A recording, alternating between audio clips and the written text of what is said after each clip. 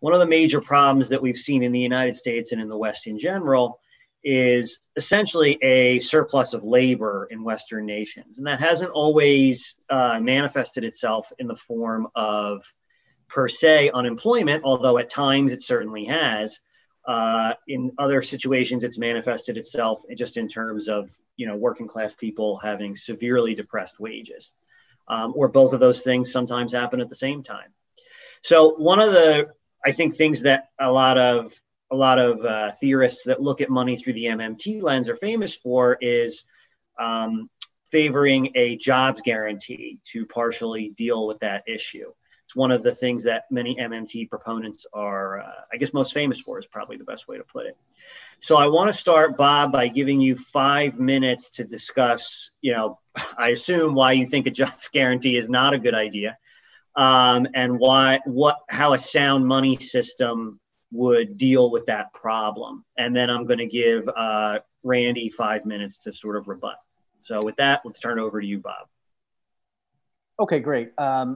So I read Stephanie Kelton's latest book, and so I'm going to assume that what Randy favors is comparable. Maybe the numbers are different, but if the context here is we're talking about the federal government sort of having this standing offer saying anybody who wants to can always get a job for such and such, $12 an hour, let's say, and that's sort of a backstop in that, that way we know there's never going to be any unemployment necessarily, or at least anyone who is out of work will, just because it's voluntary on their part.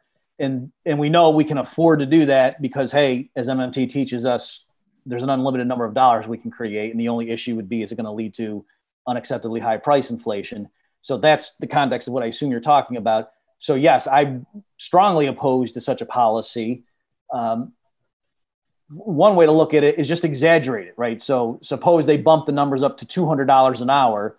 I think everybody could see why that would be a bad idea, right? Because then everybody in the economy, except for star athletes and movie stars and maybe brain surgeons, whoever, would quit their current job and just take the government guaranteed job. And that would just reduce to central planning, where the government's telling everyone where to work. And presumably we realize that that's not a good idea. That's an inefficient system. And so then you say, okay, but we're not talking about 200, we're talking about lower level. And my point is, well, if you make it so low that people would rather just be conventionally unemployed, then it's not helping. But then the higher you bump it up, then the more you are running into this issue. And for it to be an actual, a job guarantee, meaning anybody can get this thing who wants it. I mean, for it to be that open-ended, it seems to me they can't be too strict about it, right? So like, what if somebody shows up to work at the guaranteed job and the person's drunk? Can they be sent home? Do they still get paid? What if they just don't show up habitually? Or what if they always roll in 45 minutes late and they're, and they're hungover? So that's the kind of thing where, it's not clear to me, and I've never seen it spelled out carefully. Like, and once you start going down the path of, oh, come on, we're not talking about ridiculous cases like that, Murphy, we would have policies, we'd leave it to the local managers to make decisions. Well, then it starts just turning into the government's going to hire some people to do something, and it's not a guarantee. Okay, so say what you will about Yang's UBI proposal. At least there, they were just flat out admitting, no, we're just sending people checks without tying it to work, because then you get all that baggage that comes with it. So in terms of the economics of it, to the extent that the government then does have a certain segment of the labor force that it's siphoning away from the private sector, again, I would say, why would we trust the political process to better allocate labor resources than the private sector? And so that would be inefficient just on those grounds alone.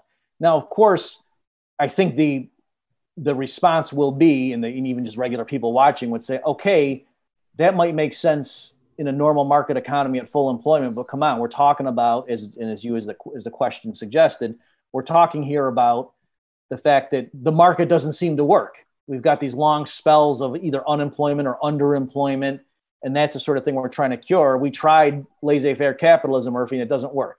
So here, this is why I think the Austrian school's insights are so important, is that I think that the Austrian school has given the best explanation of what causes the boom-bust cycle. And so if the Austrians are right, then the kind of remedy that's being proposed here, and more generally the MMT idea of just inflating the money supply so long as we haven't hit the apparent real resource constraint, is just going to exacerbate the problem. Instead of it being medicine, it's going to be poison. So again, just to recapitulate, I alluded to it briefly before. In the Austrian view, interest rates are prices that serve a function. They communicate information. They help coordinate decisions among savers, households, business people to determine how long investment projects should they invest in. Other things equal, lower interest rates allow for businesses to invest in longer term projects because now they appear more profitable using like a present discounted value framework, the lower the discount rate you're applying to the future. And so if the government, usually through the central bank, floods the market with cheap credit and that pushes down interest rates below what they ought to be, that sets up an unsustainable boom. And then once the crash occurs, which is necessary, yes, there's a temporary period where resources have to get reallocated. So it's that boom bust cycle that chronically leads to people consistently being underemployed. And if the government stopped intervening and just let the system wash out, then they would reach their long-term niches where it would be sustainable, right? So the government coming in and just offering a job guarantee just siphons people out of that process and has them doing something that's not socially as valuable.